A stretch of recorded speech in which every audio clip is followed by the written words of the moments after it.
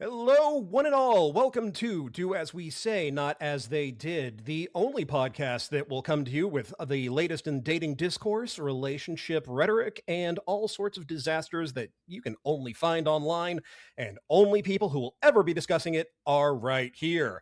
I am your host, as always, Dr. Nerdlove, aka Harris O'Malley, and with me, as per usual, is my co-host. They are a writer, they are a sex educator, they are a real doctor, unlike me, the Riley to my Jonesy, Dr. Liz Powell.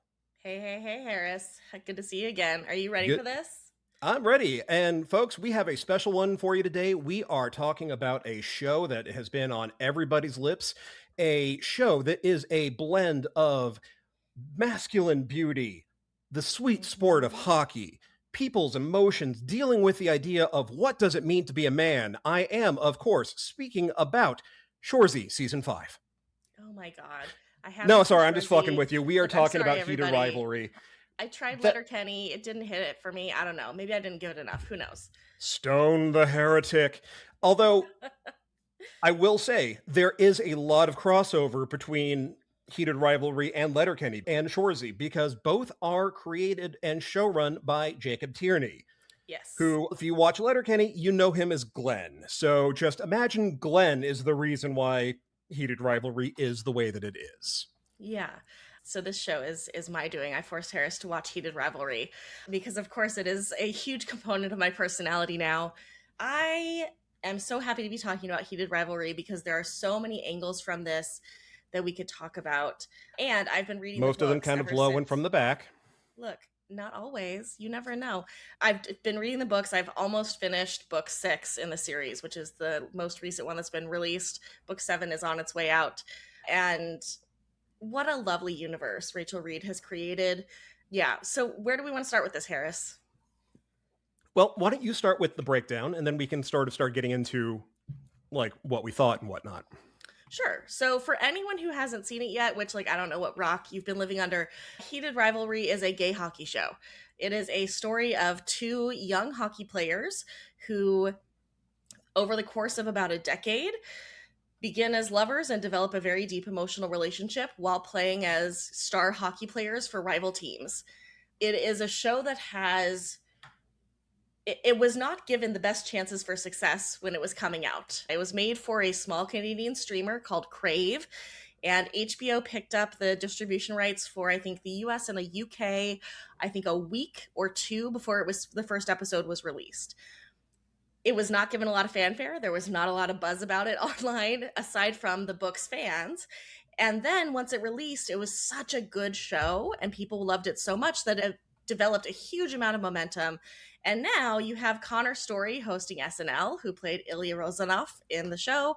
You have Hudson Williams, who's been cast in a biopic series for Netflix about Sam Bankman-Fried. Like, the two stars of this show were unknowns before this show started, and now their careers have taken off. They presented at the Actor Awards. They've been all over the place, and it has been a huge meteoric success, which in my opinion is great. And also, those boys, I fear for their lives, because that is, you go one day from like living with roommates being kind of broke to all of a sudden you can't go literally anywhere without security. And these two guys did not make enough money off this show to pay for the security they need now. You know, the estimates I've seen are they probably made like 80 grand each for the show, maybe. And their lives are It's over. You can't real go to the easy to grocery forget that store. this was a series made on a micro budget originally for a Micro Canadian budget. streaming service. Yes, it is and for being a show made on a micro budget for a small Canadian streaming platform, it is such a high quality show. The scripting is amazing, the editing and the shots are beautiful. You know, this is a show that is not just really hot and there's great sex, which is it definitely is. There's great sex, but it's also a show that is really well constructed and also a very very faithful adaptation of the book. Having read the book now, it is very close to the book. There are some changes that they made, but it's a very very close adaptation. And Jacob Tierney has talked about that was important to him because he loved the book so much he didn't want to change it. He thought that was the story he wanted to tell. All So right, anyway, so two gay hockey players. They start yep, fucking, they fall in love. And I love a we're casual fuck buddies to I love you story, because that is very much how romantic feelings work for me. So I love seeing these things. All right, so can I say something without everybody getting mad at me? No, but you can try. This was not for me. Like, That's fair. I tried. I watched the whole thing. I was trying to get into it. It just did not connect with me, or at least let me rephrase that. Shane and Ilya did not connect with me. I did not start caring at all about their story really until like episode 5, which is not good when we're talking about a 6 episode series. I was way more invested in the one episode we got about Scott Hunter and Kip Brady, another hockey player who is also closeted, unbeknownst to not just his team, but also to Ilya and Shane, and his ongoing flirtation and then relationship with his, well, let's just call him his smoothie dealer. And in the span of that one episode, I was way more invested in the two of them and their storyline than I ever was in Shane and Ilya. And I think part of it, granted, I'm coming to this knowing only that it came from a book series that got real big on Book Talk. Didn't read it, not really my thing. But like I was much more invested in the interiority of both Scott and Kip and what they were going through because we got to see a lot more of it as opposed to Russian. I'm just going to say it, Russian Lestat and the most Canadian plank of wood you have ever seen. Yeah, so I think that there are a couple of differences between the Scott and Kip storyline and the Ilya and Shane storyline that affect like whether it connects with you in the same way. I think that, and Jacob Tierney has talked about the reason he didn't do the series based on Scott and Kip is that their story is a much more straightforward traditional romance story of like we both like each other, there's an external reason we can't be together, and then we overcome it. They are both much more emotionally vulnerable and much more able to communicate their feelings and to recognize their own feelings. And I think that that is the kind of story we're more used to seeing. With Shane and Ilya, both of them feel a lot of ambivalence about their relationship, even from the start. It is something that is forbidden for both of them, something they both have very mixed feelings about, that they don't know quite what they're doing. It is built on this kind of push and pull of like being rivals and wanting to defeat each other and also really wanting to be with each other. And I think that their storyline I really connected with because it was so much about like their interior conflict, but I can see why that for some people would not land in the same way. I think that this is also like their storyline is also one that I think for a lot of queer people resonates very strongly because it is something that many of us have had to deal with of like we have this person we're very into, we can't let people know about it, we have to make sure that nobody knows, and we also don't know what it means about us yet. I think that the what I appreciated so much about the Shane and Ilya storyline was the subtlety of the acting. And I think that this is not a show that works well as like a second screen show. Like you can't just like throw it on and play your video game. It's something that requires a bit of watching because so much of their emotional experience is communicated not through explicit dialogue or big huge things. It's all very subtle facial acting and gestures and that kind of thing. Like the first time that they hook up, they have a shower before that where like they kind of break the ice on maybe we want to hook up, and there's no dialogue for that. The dialogue that they have is all in looks and gestures, and that is very much an experience that I think a lot of people who are trying to like feel out is someone into me understands, but I think that it is something that is not going to necessarily connect the same way with everybody. And I think, you know, what's been interesting about the straight dude reaction to Heated Rivalry is that a lot of straight dudes have gotten very into it. And also the way that they've talked about the sex that Shane and Ilya have has been very revealing of the ways that we think about what sex looks like between men and women. Because there was one quote where they were talking about like their sex, it's like so tender and also so brutal. And I don't see brutality in their sex. I see passion. I see like something that is intense physically, but I don't see brutality. But when we think about sex that a man is doing to a woman, brutality is often a part of it.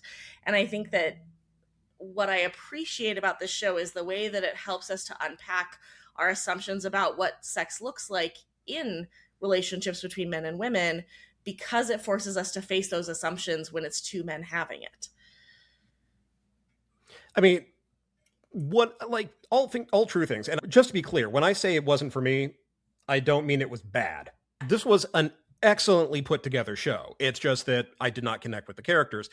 But the way that it was, especially the way it was constructed, is great. And there was I believe actually you sent me the video about this, a great breakdown online about the way that the camera brings in the male gaze, but for, well, male gaze, that was very much about when they are having this incredibly heated, weirdly competitive moment as they are both just trying to outdo one another on the elliptical bikes. Those are two separate, entirely different pieces of equipment. All right, coffee has not kicked in, and neither has the Vyvanse. As they're both on the exercise bikes, and they are both just bikes. Yeah, they're racing as though they're going to try to make it to the end before the other one, which is the funniest thing. It's like being at the gym and you're on the treadmill and someone else cranks their treadmill up higher, so you feel like you have to crank it up further. So in the book, it is treadmill. So in the books, they are on treadmills. I think that it was probably easier to shoot on the bikes, and that's why they did it. Yeah. But afterwards, when they're both sitting there and they're just kind of sweating in what is very clearly the afterglow of the most haze-coated sex scene you have ever seen in your life. And the camera is just hanging on Ilya's clavicle and neckline. Hang on to that one, because that will be coming up in a later episode. And just like the loving depiction of a bead of sweat going down to the hollow of his throat. And it is the first time that really you get a male gaze shot that is not just a gaze for men, but literally the gaze of Shane Hollander and what he is looking at in that moment. It is a great moment of, as you said, very subtle, one that you have to be paying attention to, of this is the first clue that Shane is starting to realize. It's like, oh, there's something here. Is this, he cannot look away from just a bead of sweat tracing down his skin. Well, and I think that as the audience, I think that a lot of people who are used to more traditional het media, in seeing those moments, it brings up a certain discomfort because we're not used to men being treated as sexual objects in that way, right? We're used to shots of men being full bodies, not body parts. We're not just looking at, like, shots of women are often, look at that ass, look at those tits, right? Like these pieces of a person, where shots of men are about their humanity. And instead in this, we get this very sensual, objectifying, but not necessarily in a gross way, shot of a man who is in their relationship the more dominant partner. He's bigger. In the books, he's 3 or 4 inches taller than Shane, right? So he is what we consider the dominant person and being objectified and treated to this male gaze depiction. And I think that it's really interesting for us to see that the way that we construct these shots for visual media does not have to be gross. We just have to remember the humanity of the person we're depicting, and that's easier for most people to do with a man. I think, too, that scene is a really interesting one because you see this tension that they are both feeling. They're both kind of feeling each other out, right? Ilya, like, grazes his finger a little passing the water bottle, and then, like, tells him to drink more. It's a scene, like, is this dude... Yeah, that is the most daddy dom thing ever. It's so good. It's like that so right there is just telling you exactly how this relationship is going to go. You know, yeah, right. And that's the thing, is it's so clear, you know, right from that moment what this relationship is that they are building. And part of what you get more of in the books, and that our understanding of in the books, is that at this point in their relationship in particular, Ilya is not good at English and does not trust his English. And so most of his communication is like short phrases and nonverbals because he doesn't know how to talk about things in English. But this way that it's about kind of recognizing that he thinks Shane is probably into him and kind of pushing that to see, like, is he actually going to do this? Can I push this? Can I move this forward? And the ways that Shane is wrestling with, like, I want this and I don't know what that means about me, right? The way that that's seen, even though very little happens, shows you so much about both of them. That Ilya is an initiator. He's like a shit stirrer. He wants to poke at some stuff. He loves being a bratty top. and I'm into it, right? And Shane is very torn. He's someone who really rides that like Yeah, he does. kind of make me edge, right? Like he wants a thing, but he doesn't want it, so he needs you to make it your fault that he wants it. Yeah, and also it's also telling about their types of personalities and how they feel about themselves, because this is a scene where Ilya may not know for sure whether or not Shane is queer, but he is willing to take a swing at it, because you know from the jump that Ilya is the guy who's like, I'm everybody's type. Of course they're into me. Yeah, I mean, So, he is though. Like, are you wrong? Like, I show me someone who wouldn't bone Ilya. I'm just saying. Um, I mean, just saying. well, you know, I'm sorry, sexuality okay, is a spectrum, and I'm at the, just the spectrum. far end of the Kinsey It's scale. fine.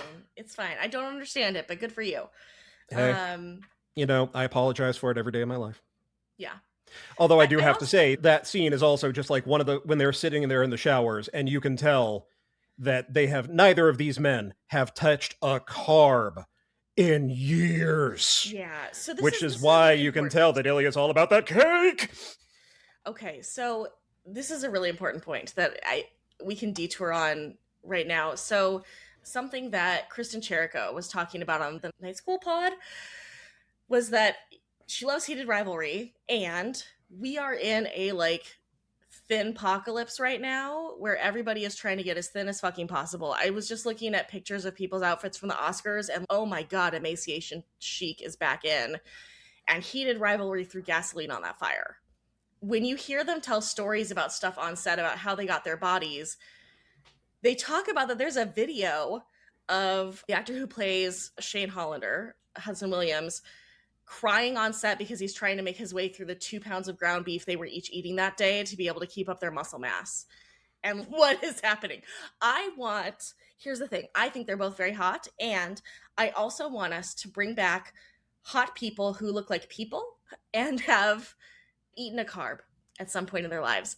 The actor who plays Ilya, Connor Story, has talked about he was having a great fucking time in that scene in the last episode where he's eating pasta because he hadn't eaten carbs in forever, and so he just ate a bucket full of fucking pasta that day I because mean, it was who like the can't end of relate to filming, that? and I'm like, bro, just eat pasta all the time. I don't understand. Yeah, I it mean, is.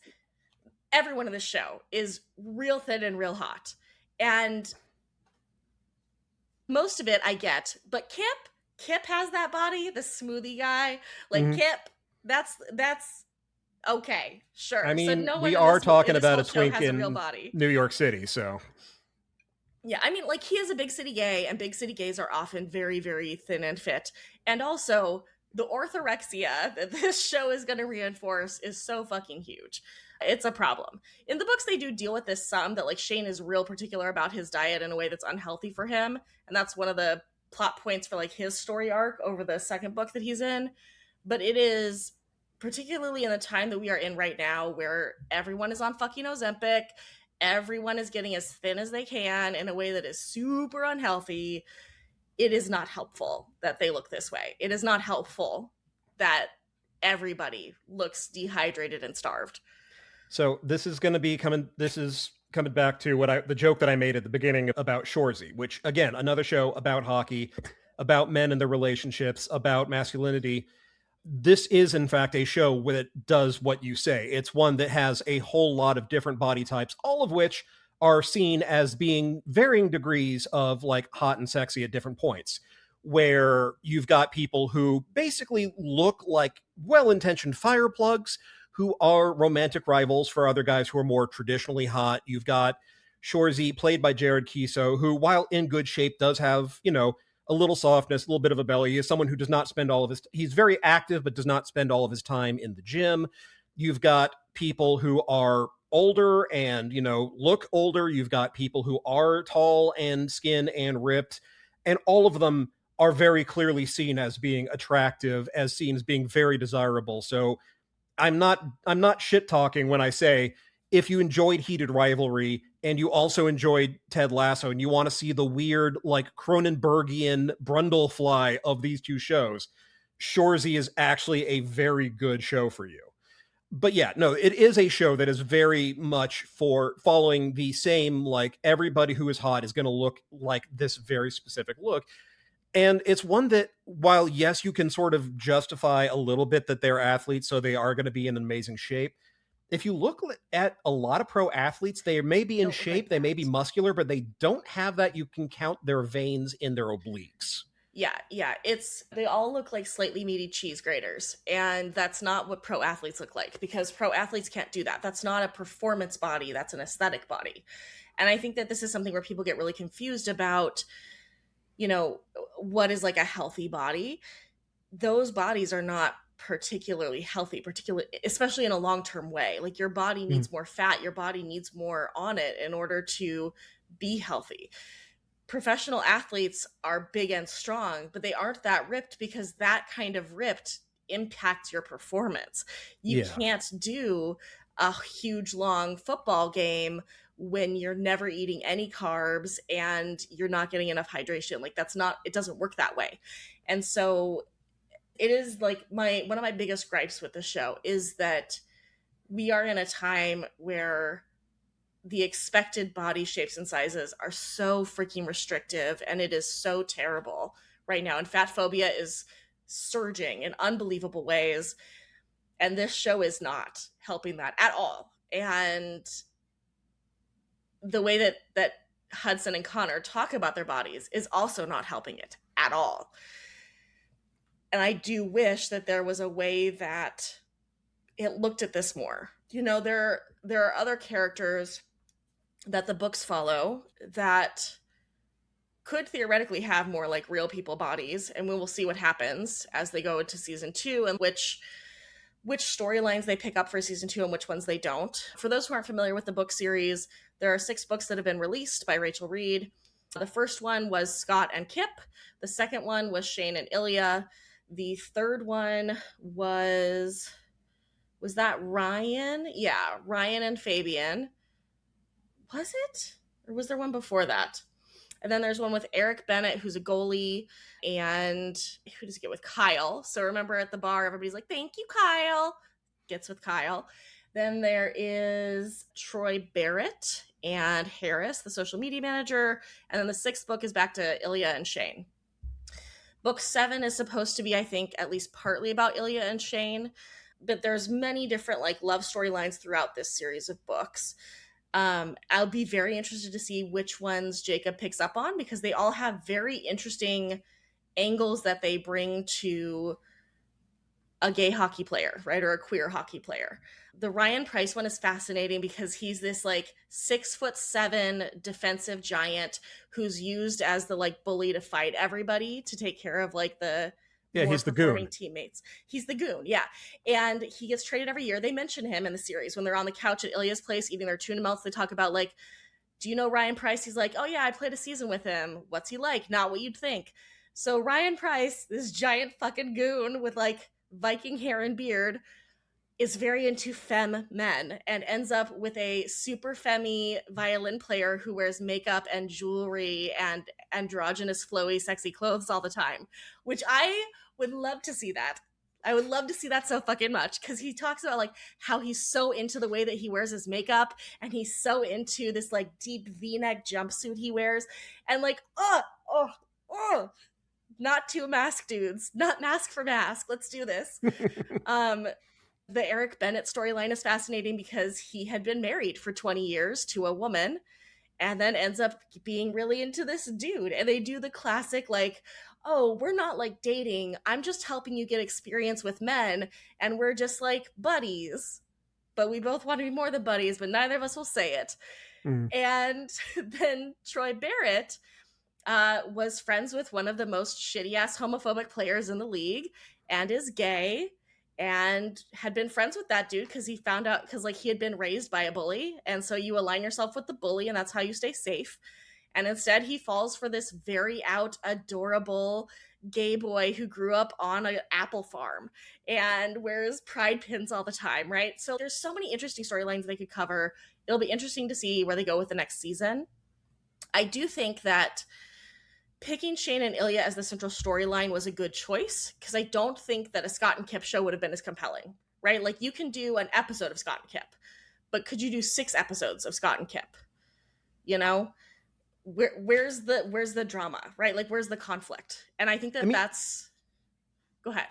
I think you could, but it would almost have to be that the conflict of we need to keep this under wraps might be a little bit lessened. It would be one where you could definitely do a great romance between the two of them over the course of it and throw a lot of things in their way, but I suspect it would also be a much more traditionally written, traditionally shot show where it is a lot more about the sort of conflicts that are going to come up in every relationship that aren't necessarily specific to a couple of hypermasculine dudes in a very hypermasculine and honestly a little bit right-wing sport.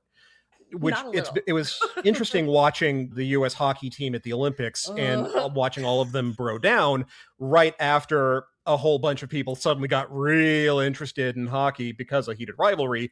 And then being like, wait, you mean this isn't just like a all like, you know, really loving, emotionally supportive queer fest? No?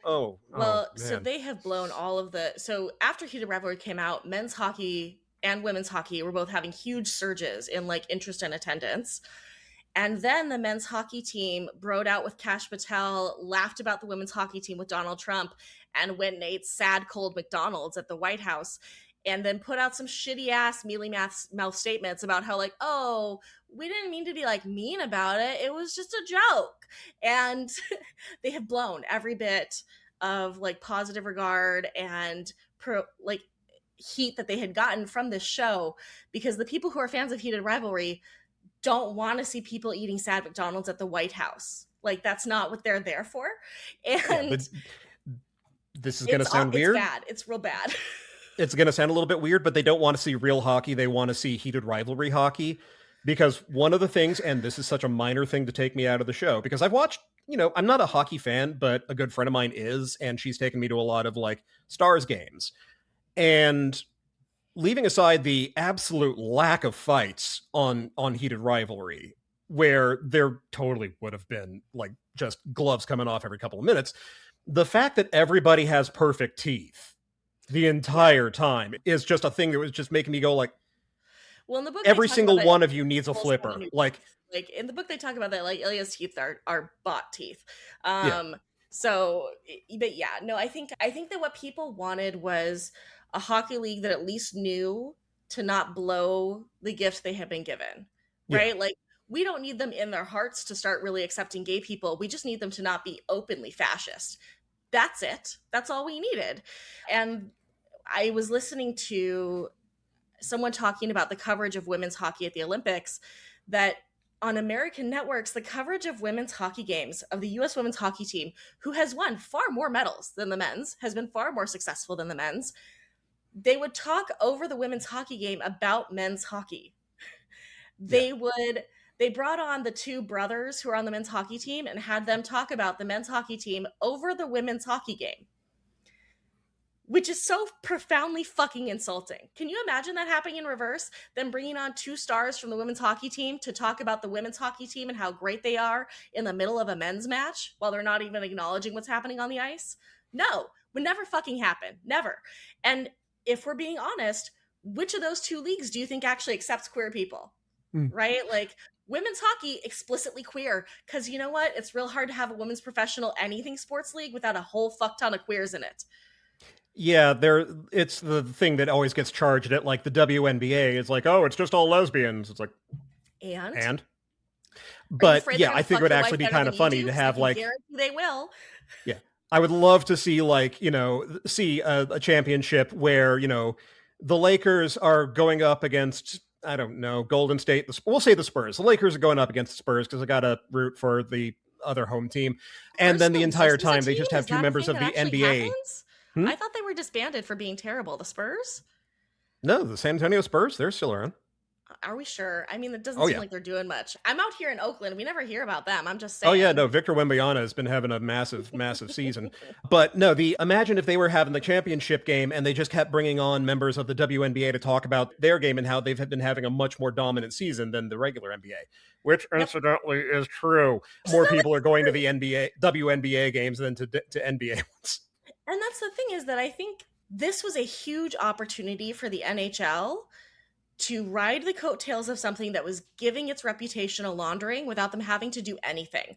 People would have accepted that the NHL was much better than it is if they had just not blown it immediately. But they couldn't do that. No, they had to immediately shoot that goodwill in the face. Like they just were not capable of holding it together for even 6 months to ride that out. Yeah, I mean, it again, not entirely unpredicted because beyond just the like, whether or not hockey is a more right wing or left wing or centrist sport, the Oh, it's fact very that right wing. violence is very baked into it does mean that you're going to be attracting a particular type of person to it. A thing that does get like very elided over the course of this series, which I don't necessarily think was a bad thing because it is nice to have a gay romance that isn't predicated around gay misery. Yes. It's nice that neither Shane nor Ilya get the shit beat out of them for being queer. Everyone, Scott, when he comes out at the end, is and the Spurs Ilya to finally be like, I'm coming over to your house. We're going to finally have some real intimacy here. Like Yeah. everybody basically accepts it. There is no real controversy to it.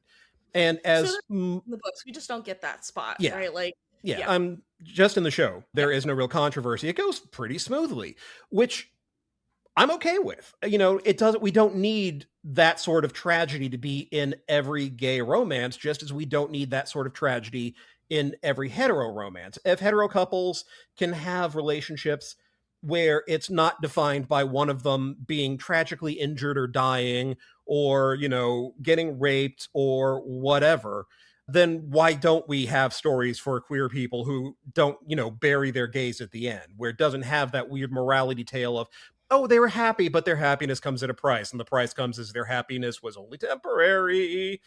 So yeah, like I'm cool with that. If even if it is one of those, like, it's important to remember we're watching fiction, not the way that it actually is. It's like expecting soccer to look like Ted Lasso as opposed No. to, what we actually get.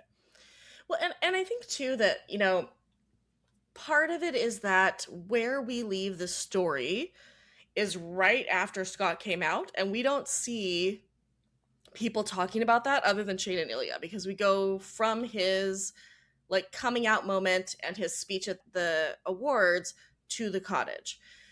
In the books, it becomes a big thing on a lot of levels where there are players who are really homophobic. The commissioner of the league is super homophobic, and it becomes a really big problem for a lot of people in different ways. I think part of what I think is different here is that even if someone wanted to beat them up for being queer, they're all fucking hockey players. Yeah. Like, it's not like in a lot of these stories where the people jumping them are big thuggish dudes and they're just like sweet humans. They're all hockey players. They are all fighters.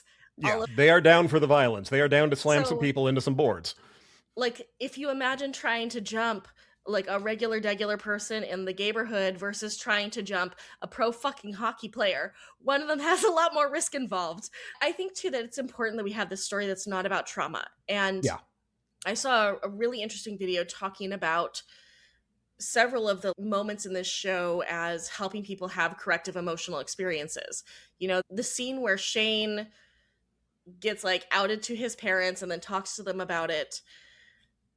I've watched that episode at least 10 times, and it is an episode that is so hard for me to watch in some ways because that was not at all my experience of talking to my parents about being queer. Most of the people I know in my generation, our experiences of trying to tell our families about being queer were not like that. We got a whole lot of shaming, we got a whole lot of tears, we got threats, we got all kinds of things. And you know, to be fair to my parents, my mom has come a long way from what she did back then, but it was hugely damaging to know that your parents were not going to be okay with it. Shane had so much fear about coming out to his family, even though intellectually he knew it would probably be fine. My experience was knowing it would not be fine.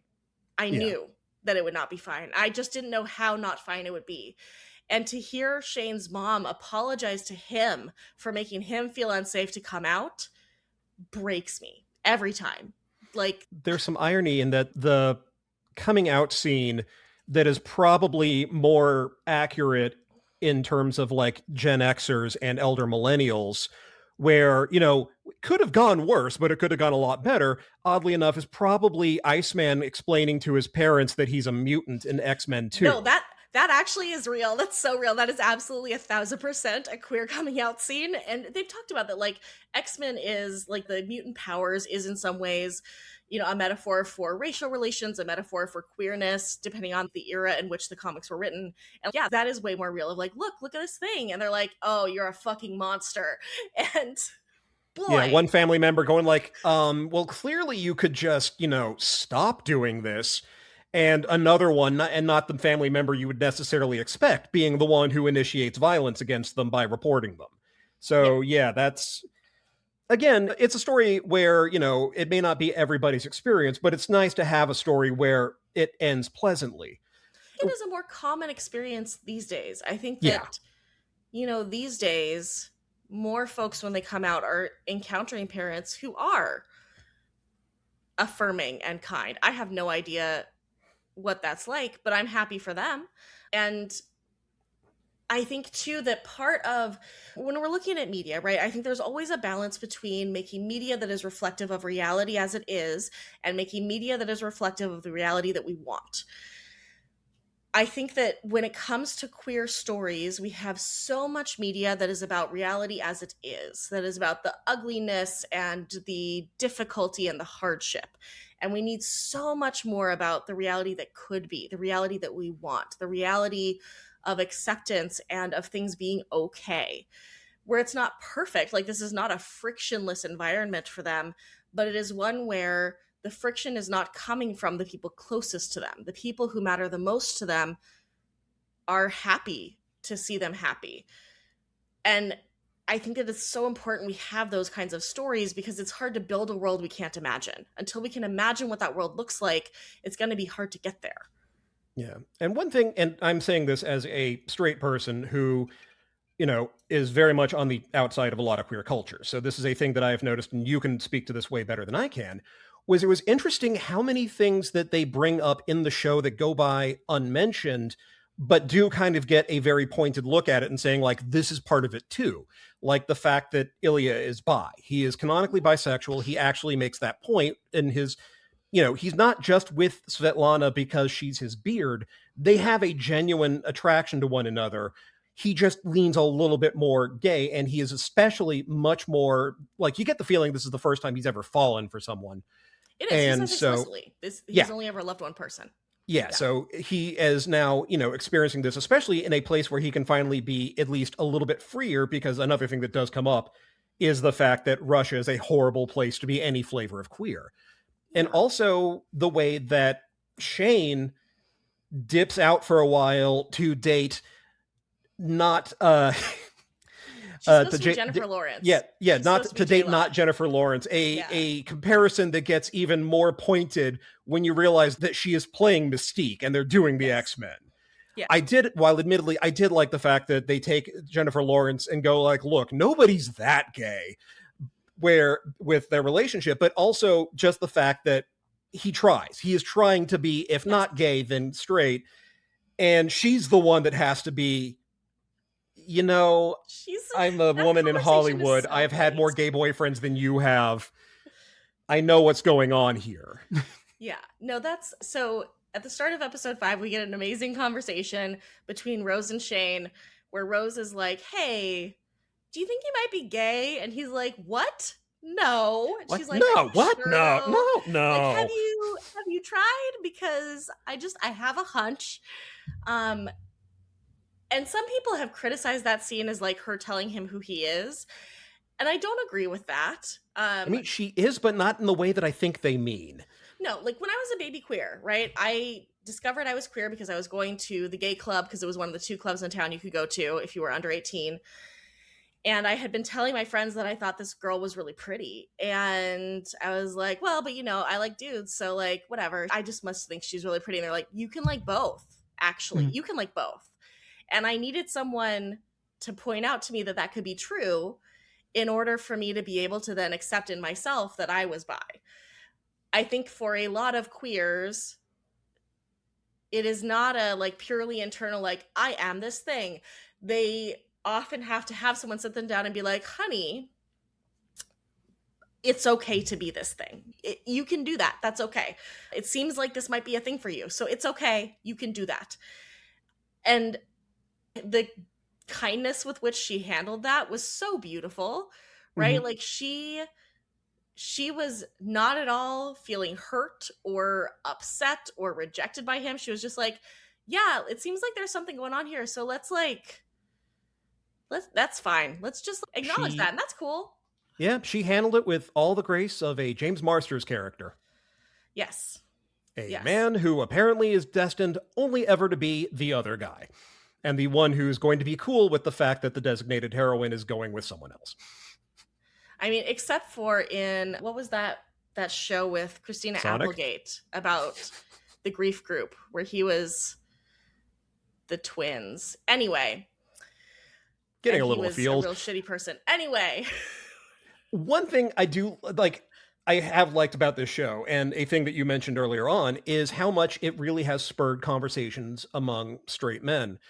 And in Yes. fact, it is a show that I have, for all that it didn't necessarily speak to me, is one that I've referenced a lot recently, both in my columns and with private clients, in the way, especially about the roles of masculinity and how masculinity can be a lot more wide and varied in the ways that you can present as masculine and the way that it comes across in those relationships.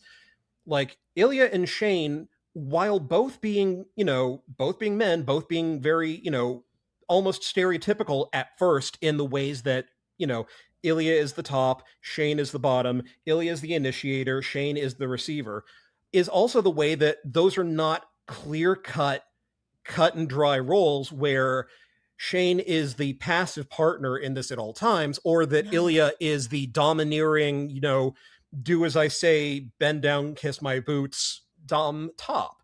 He is someone who has a very strong nurturing side and a very strong caring side. He just Yes. has a very hard time expressing it, in part because he's had to live this fuckboy role to put off anyone back home, except for his brother, who is clearly blackmailing him about his sexuality. Whereas Shane, while someone who is the most conflict allergic person in the history of television, like his entire arc is being afraid to tell anybody anything about Yeah. who he is or how he's feeling, does have moments where he is able to push back against Yeah. Ilya, who is able to hold his own and also be someone who is more of an assertive partner, and not in the bratty sub kind of way, but in a dude, the way what you're doing is crossing a line, or no, I am not doing it like this, or we are not going to have this kind of relationship. I am only down if you are down for this thing.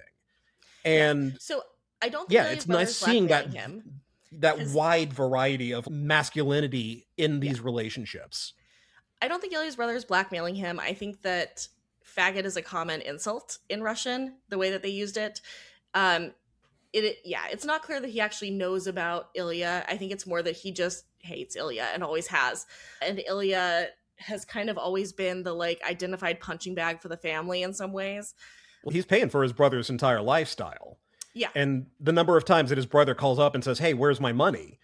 Like Yeah. it, So, they, but I strongly believe that that is a blackmail situation. no, I don't think it's blackmail. I think it's that he has always been raised to be like, it is his job to make sure his family is taken care of, and that's his job. He doesn't get to exist as a person. His job is to make sure his family gets what they need. Make his dad happy by playing hockey, make his brother happy sending him money, make sure everything is taken care of. That's his job. And he says explicitly at one point, like, he basically pays the brother to be there for the dad because he can't, right? Yeah. He's out playing hockey.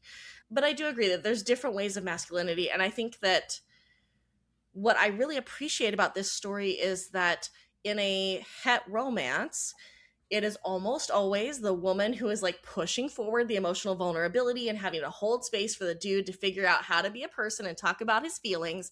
But there's no fucking woman here to make them do that. So they got to figure it out their goddamn selves. And watching, straight hockey dude podcasts, watch this show and seeing them start to talk to each other about their feelings, right? What I think could be so good about this show is the way that it gets dudes figuring out how to talk about their feelings to other dudes, because dudes need to talk about their feelings and they need to talk about it with men. Men are so bad at being emotionally vulnerable with other men, and that is why we have a loneliness epidemic, right? Like, That is a women are not big here part of it to fix your loneliness. Your dudes are here to fix your loneliness. Make real friends. Talk about your feelings with your real friends. That's what you need to do. Yeah. And watching these two dudes figure out how to negotiate their own weirdness about their feelings, their own weirdness about communication, their own weirdness about what intimacy looks like for them, they are forced to do it because that's the only way it will happen. Nobody's going to handhold them through it. Yeah. And I realize, again, it sounds like I'm just doing a bit by constantly bringing up Shoresy, but I really do sincerely believe that these two complement each other in very real ways. And that is the intimacy and emotional connection and communication between men is another thing that comes up a lot in Shoresy. There is a great scene in episode 1 of season 5, the one that just dropped on Hulu, where Shoresy, who has been a mentor to a lot of younger kids, and a character who, if you've watched Letterkenny, he's just a inveterate shit stirrer, someone who, like, what does he want in life? He never wants to lose again. He wants to win. He likes fights. He likes drinking. And you would expect him, especially with the chirping rivalry he has with other people and some of the most amazing insults you will ever hear, you would expect him to be someone who is emotionally constipated. And there is a amazing shot when his teenage mentee, who's away from home for the first time, playing with a new team, they're in town, he comes to see them, and as soon as his, teen mentee sees him, it is very clear that he is about to start crying. So Shoresy kind of goes like, no, come here, I got to borrow him for a second, walks off, and as the kid is just having an outburst of emotion over being homesick, over feeling out of place, and Shoresy is just kind of like, yeah, he's like, I'm sorry, I'm going to stop. He's like, no, you started, just let it out, it's fine, let it out. All right, cool, and I'm just going to bring up these other things and talk about them. Cool, yeah, here's, all right, cool, you let it out, all right, now. Bothering you? Yeah, cool. Here's how you're going to start fixing that. First round, go kill some guys. Second round, score some goals. Third round, make sure they never forget your name. And, it is just this really touching moment of emotional vulnerability handled in a way that I think a lot of guys who maybe want that emotional connection and emotional closeness that Heated Rivalry brings out, but have a hard time expressing it in the way that Heated Rivalry does it, and feel like, okay, I can't necessarily express myself as fluently as characters in Heated Rivalry do. The way that guys do it in Shoresy may not be the most fluent. It may be very bro-coded, but it's just as important, just as effective, and importantly, I think, done in a way that other people would be more receptive to, so that it doesn't have to look like, all right, we're going to have a little struggle session about like our feelings. It's more along the lines of just like, it's done in a very bro way, but still a very emotionally connected way. Well, and to be fair, like Heated Rivalry, they don't have a like actual talking about their feelings until towards the end of episode 5 and then in episode 6, right? They are two people who have danced around each other and their feelings for many, many, many years. An interesting thing in Heated Rivalry to me was the change in pacing from the start to the end, right? At the start, things are happening really fast. We're making time jumps. Things are going. And then by episode 6, we have all of this like breathing room, all of this space to be present and open. And I think that it was a really well done setting of like the feeling of what's happening for them, that as they become closer, it's less this like, okay, hit it, move on, that they're starting to have to give it space in their own heads and in their own lives to figure out what it actually is to them, that they are starting to notice that they are having feelings about things, and that they come to those feelings in this kind of like push-pull kind of way, right? I think of the when Ilya first invites Shane over to his house and they're having those tuna melts and things are great and Shane's gonna spend the night and then Ilya calls him by his first name and he freaks the fuck out and leaves. Yep. And I think it was a really interesting way of looking at this was one of the first times Ilya made the like connection move forward that wasn't just sexual. Mm-hmm. And it's something that Shane had been wanting, but when he got it, it was scary and he left. And that's so real, right? Or when Shane tries to reconnect at the All-Star game after he's been dating Rose, and it's hard for Ilya to get there with him because he's still fucking upset about Rose. He's still like, uh-huh, yeah, so is Rose here? Is that going to be a thing? You freaked out at my house. Are we going to address that, right? And so this way that they kind of bounce back and forth on like who's moving for emotional closeness versus not, who's getting scared, who's making an attempt, and also the many moments throughout the series where like they're having different conversations at the same time. You know, at the end of their Rookie of the Year awards show, right, where they're out on the balcony and Ilya's like, yeah, I have to go home in a couple weeks, and Shane's like, okay, that's great, because to Shane, home is safety and love and caring. Yeah, And to he hasn't Ilya, realized what home is for Ilya. no, to Ilya, home is people yelling at you, telling you you're terrible, you're garbage, and having reminders of your mom who killed herself that you found. Home is the place where you're told that you are worthless and nothing, and you have to earn it by giving them what they want. Mm-hmm. And only one person has your back, and the other person who knows your secret is someone who is leveraging that secret in a very toxic and unfair way, and in a way that gets legitimately uncomfortable, where it's not even a case of, is Ilya going to cheat on Shane with this guy? It's is this guy going to hold, like, blow me or I'm going to out you over his head? Because there is a real vibe for that. Yeah, the Sasha interaction was very uncomfortable. Yeah, and I think such an interesting thing, too, of like, there but for the grace of God goes Ilya, right? Like, Mm-hmm. Sasha is the guy that Ilya had hooked up with as a kid, who was the son of his hockey coach. And they run into each other during the Olympics in Sochi at this house party. Svetlana kind of like brings Ilya down to have a hang and then makes herself scarce so that like if Ilya needs a moment, he can have it. And Sasha is doing a bunch of coke, talking about how gorgeous the men are in Paris and like trying to get Ilya to hook up. And Ilya's like, there are tons of people here. Mm-hmm. Like my dad is here, the minister is here. This is so fucking stupid. And Sasha's like, oh, come on, you're no fun. Danger makes it hotter. And like, it's an interesting flip too, because Sasha is being Ilya to the way Ilya is to Shane, right? But in a way less caring way. Because even when Ilya is poking at Shane and like, pushing him, he doesn't seem to have the same recklessness that Sasha does. Sasha seems very much a like, who the fuck cares? Yeah, Life Sasha is a toxic circuit party gay. Yes. Yes. And yes, part of what I find fascinating, because it does touch on what you were saying about the pace of the episodes for, coinciding with the pace of the relationship and the emotion of the relationship, is how very, again, masculine it is in that we have two people who, like, not only are we seeing the intensity of that initial hookup, the NRE, it's exciting, it's a dirty little secret, nobody can know about this, and then then the passion kind of slowing down and them having to realize that there's something there.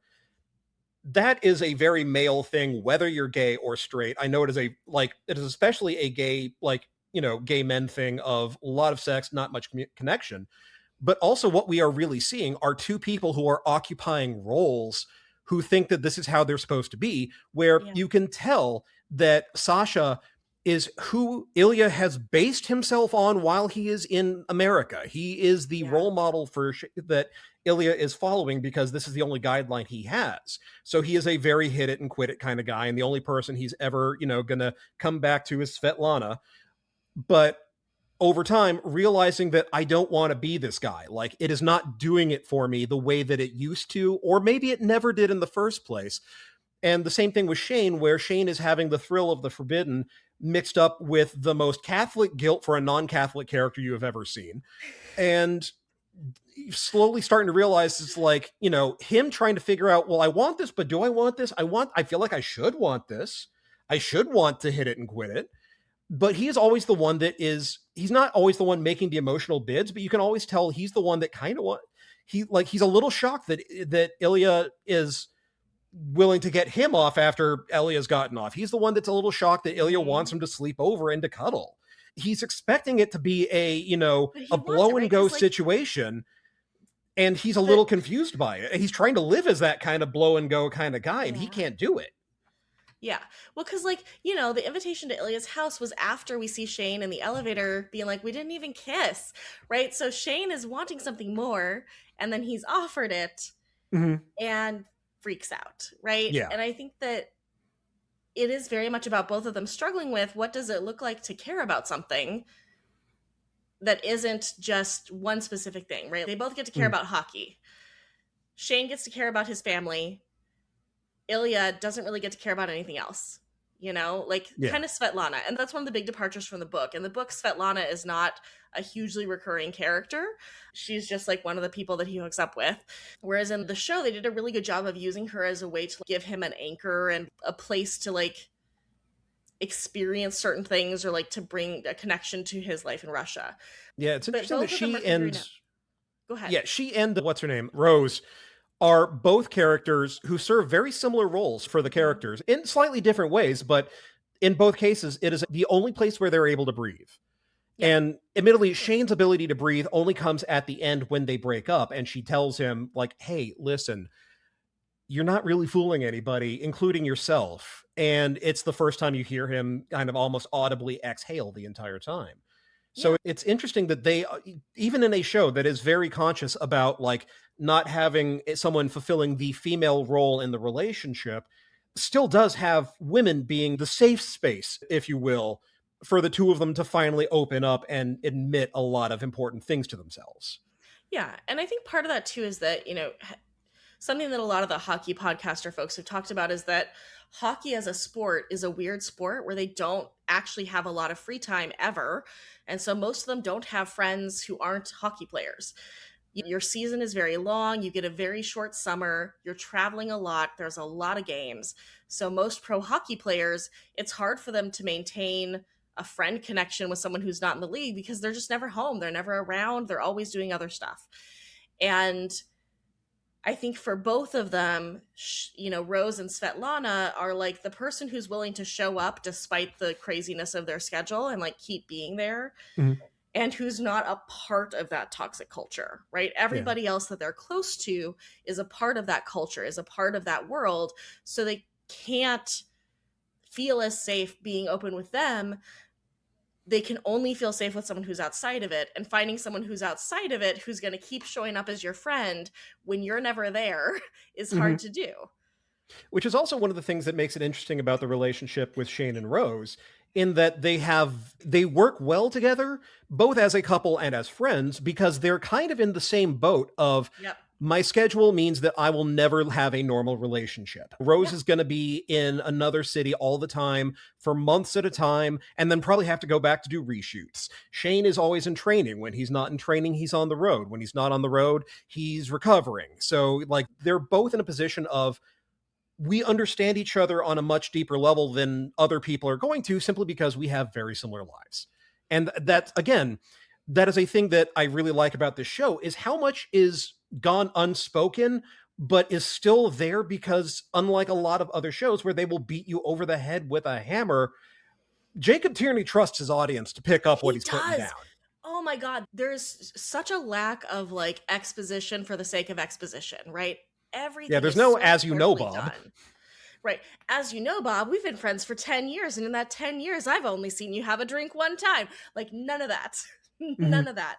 And I really appreciate how much this show expects you to actually pay attention and show up. Which is a bold move to make when you're filming for a small Canadian streamer, right? Like, this is. No, I think he knew that it was going to hit. It was going to get some, like, with the success of Letterkenny and Shoresy. I think he knew that, like, and HBO knew, it's like, we got to snap this before Disney does. So they did it. Like HBO waited on it. They have first right to crave products, but they did not take it right away. They waited until literally the last minute to say that they were going to option it, and even then they didn't option it to all of their different like countries. Mm. So they optioned it only to a couple of markets. It was to the point where, like a week or two out from when it was going to first release, Connor's story had people in Canada who were trying to figure out how to get him a Crave account so he would be able to watch it, because it was looking like there was going to be no way for him to watch his own show because he lives in the States.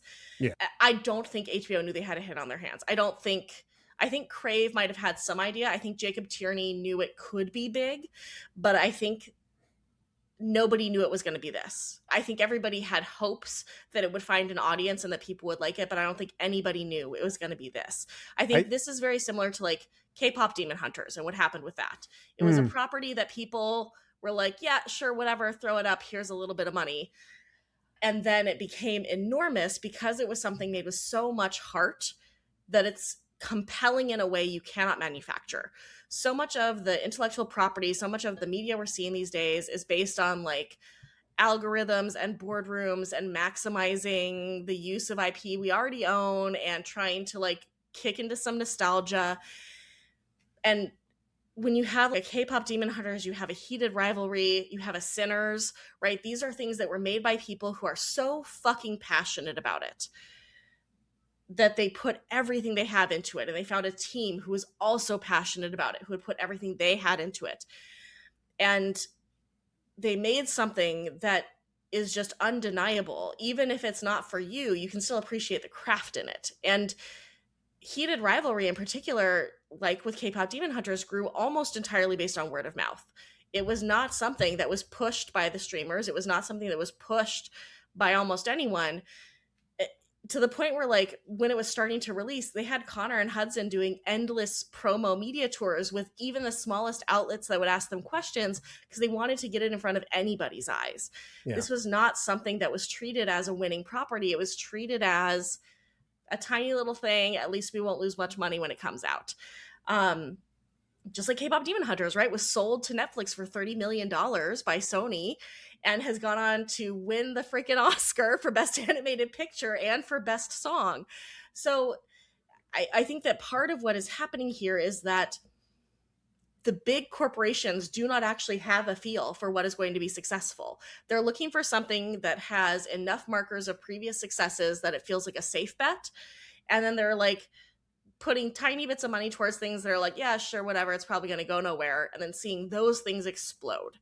Yeah. And that's the thing I think is an important lesson here, is that where we're at right now in the media landscape, it is becoming more and more monopolies, right? Like the companies are merging with each other at a rapid rate. We're going to have like 2 mega corps that do all movies and TV soon. And there's a lot of flattening of media that happens in that, where people don't get to tell interesting stories in the same way because execs are so risk averse. They don't want to greenlight something that's going to cost them money and not make it all back in a guaranteed way. But the things that have had the biggest successes are these things that were not treated as guaranteed wins, that were actually just made of passion and beauty. And that's where the good stuff is. And there's also a certain amount of like the bubble that they live in, and no one ever challenging their presuppositions. Like the idea that Sinners was not going to be the massive knockdown drag out. How the hell did you not realize this was going to be a hit movie?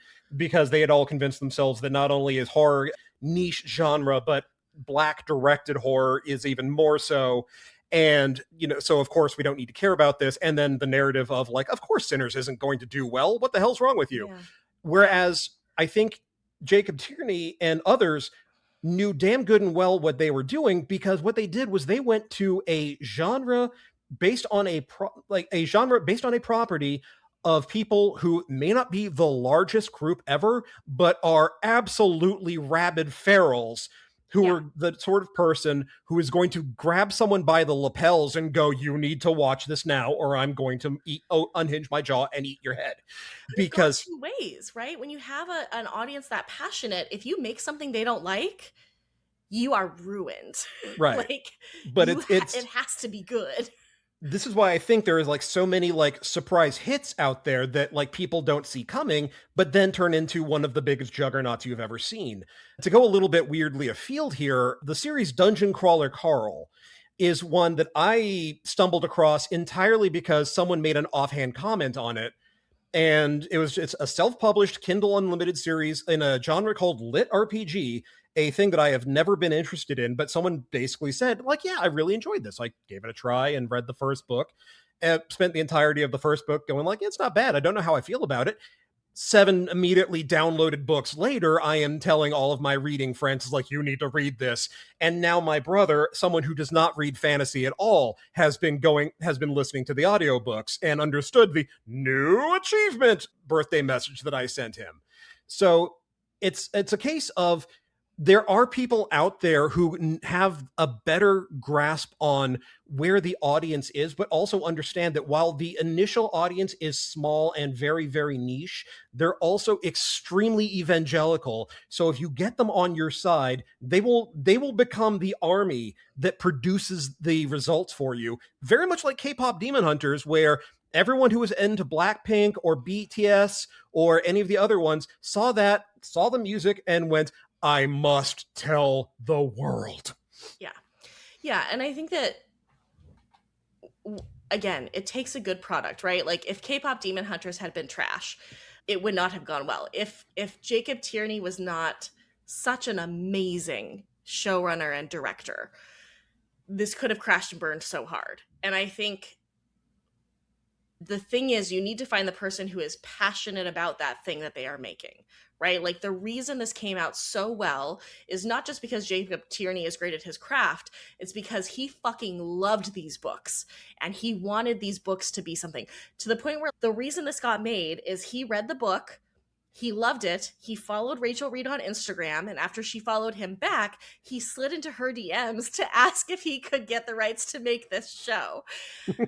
Right? Like he loved this so much that he wanted to see it made. He was so passionate about it, he needed to see it made.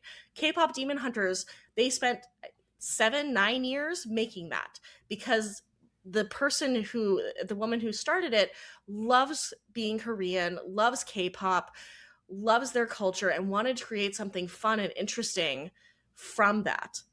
And they spent years and years creating this beautiful animation where they found animators who also were super passionate about K-dramas and K-pop. So they could be like, hey, storyboard artist, I want to see a bunch of expressions like the one from this show when this person does that thing. And then they'd bring up a whole storyboard of like 10 different images to send to the animators so they would understand what the vibe was that they were going for. And right? it was so clearly made by people who loved it, which is part of why I could look at K-pop Demon Hunters and go, okay, on the one hand, very tropey story. Very clearly, I'm not the target audience, but this was made by someone who loves every single inch of this movie, as opposed to something like Disney's Wish, which was the most like I did not see it. Fan servicey. Oh, you piggies like this slop, huh? Here you go, eat it up, piggies. That I have ever seen. It was the most cynical thing I've ever seen. Whereas something like Heated Rivalry wears its heart on its jersey. There is absolutely no question that everybody involved with this, it was a passion project from start to finish. Yeah, and that they took it very seriously. They cared about it. They loved it. They wanted to make something that they were proud of. And, you know, I'm so happy for the success of this show. I'm so happy that we have this beautiful queer story that is getting people to have conversations about things. You know, the stars of Heated Rivalry, several of them have talked about, they've started getting DMs from pro sports players letting them know that they're queer. That they've never told anybody that, but that they just wanted them to know that this show really touched them. You have, one of Ilya's buddies, the one who's in the hotel room with him in Montreal before they got to the club. Mm-hmm. That's a trans dude who's a professional hockey player or was a professional women's hockey player, delayed transition in order to play one more season. And then once he transitioned, was banned effectively from playing pro hockey ever again. It's a trans dude. That's a real hockey player that they featured in this show. The things that they did to be on top of actually representing the realities of these people, the ways that people in these communities have felt touched by this story, that's not something you get when you're trying to find a money maximizing IP, right? Yeah. It's something that happens when people are writing about something that is dear to them, that they care about, that is near to their own story. And we need so much more of that.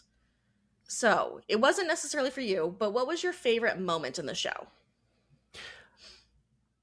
I mean, I'm gonna freely admit I am a sloppy romantic at times when they had the big moment where Scott comes out in front of everybody having just won the game and Kip just going like, "What are you doing? Yeah. What's going on? What's happening?" Because he's resigned himself to being in the closet. Like he's resigned Yeah. himself to never being openly Scott's boyfriend. And then Scott is just like, you know what? We've had this argument. I need to prove something. And as much as I dislike grand romantic gestures like that in real life, in this, it's just kind of me sitting there going, I cry every time I cry every time. Although, can I tell you the one thing that bothered me the most of the entire show? What? It's in the beginning when Shane and Ilya are in the shower and Ilya's starting to jerk off in front of Shane. Mm-hmm. And the entire time I am just going like, are you using shampoo as lube? Jesus Christ, don't do that. You are gonna chafe so goddamn much. Russian. I'm 90% sure he has a foreskin. So even so, the fact that there was any shampoo in there, it's like you're gonna get dry skin, you're gonna get tears, it's gonna they okay, were 18. whatever. They don't know better. 18-year-olds don't know. By 18, people with penises by 18 know exactly what does and doesn't work as like, Not masturbation true, man. assist. Not true. The number of dudes in their 20s who have no foreskin and have been jacking off dry their entire lives, let me tell you, not a small number. They don't know. They don't, like, they should. It would be good for them to know. They don't. Yeah, it's like, why you don't use Vaseline? It's sticky. It doesn't actually do the job you think it's good. Anyway, yeah, that was just a thing, just me going like, oh, you're going to regret that in about 4 hours when you're just sitting there constantly shifting in your underwear and just... Anyway. What was your favorite moment for this? And was there a moment that also just like nothing to do with the story, just one like little detail that just spoke to you specifically that made you go, oh, come on? I'll have to think about the second one. I think my favorite moment, is when Ilya's like, hey, maybe I could just marry Svetlana for citizenship, and Shane gets super upset and then keeps himself up all night until he figures out what the plan is. And he can't go to sleep until he knows what the plan is, because we've all been there. Seeing Ilya's reaction when Shane makes it clear that like he's thinking years and years down the road for how they can be together, and then finally telling Shane in English that he loves him. Mm-hmm. The moment for me that really hits me deeply is he says it, and then Shane says, holy shit, and Ilya's like, oh fuck, right? Like you can see his internal like, whoops, I mean, I love your hair, right? Like he's trying to figure out how to walk this back.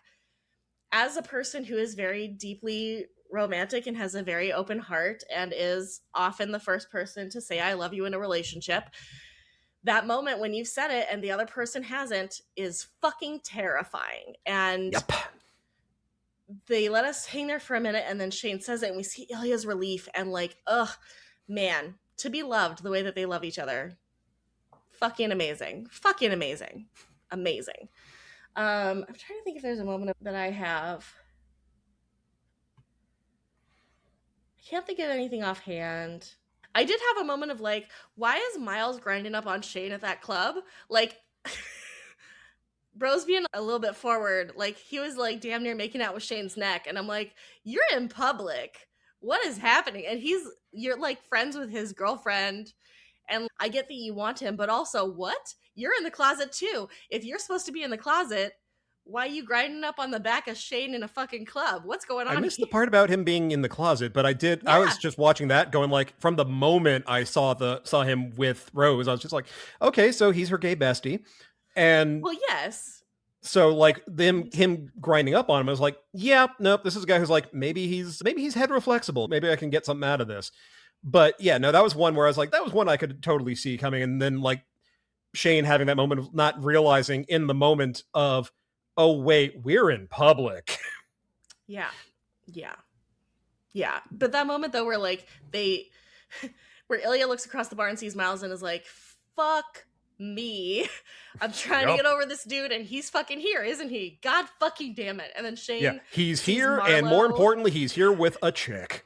And then Shane sees Marlo and he's like, oh shit, my boyfriend's here. Fuck me. And they just both like, ugh. As the most overproduced symphonic version of Tattoo, all the things she said plays over the scene. Yes. Oh, so good. So good. A song so that literally nobody had thought about in 20 years. And now is a hit. The children are discovering all the things she said. I love that is a song that when it came out, they were playing up the maybe they're lesbians for just clout and like edgy, edgy attention, and now it's just kind of like, okay, and yep.